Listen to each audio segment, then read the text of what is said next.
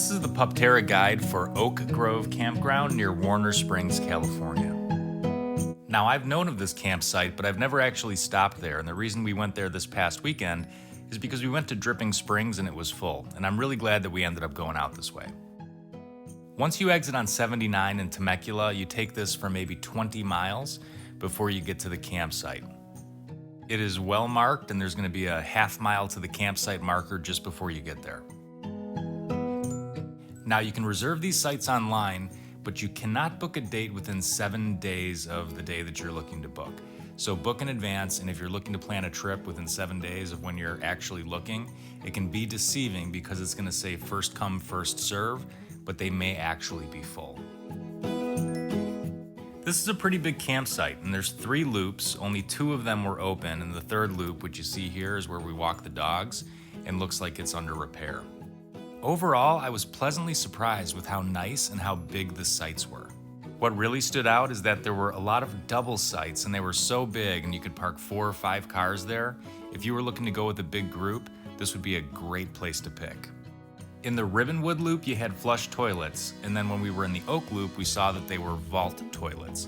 So you have a couple of options. They're all very clean, but it's nice to have the flushing toilets and the sink in the Ribbonwood loop. There seem to be water spigots maybe every 3 sites or so they're all over the place, and that's a great thing to have. This is a really nice campsite that I'll definitely be going back to.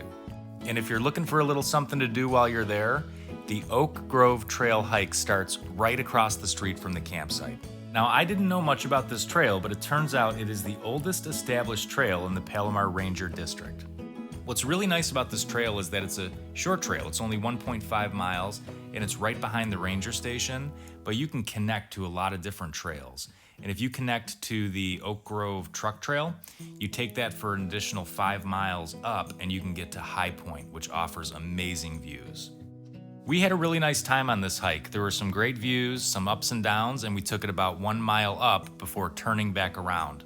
Now, my recommendation would be just to take the same trail down that you came up. We went a different way and followed a trail that looked like it went straight back to the campsite. We came across a barbed wire fence, and perhaps we shouldn't have been on that trail to start with. But either way, it got us back, and we were at the campground in no time.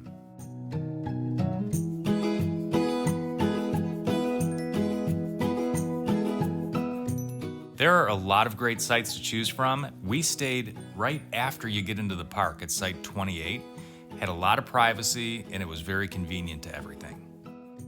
In that same grouping where we were staying, there were a couple of other great sites. 31 was just down the road, had a great place to set up some tents, great views of the mountains. If I went back again, the site that I would choose or try to get would be Site 30.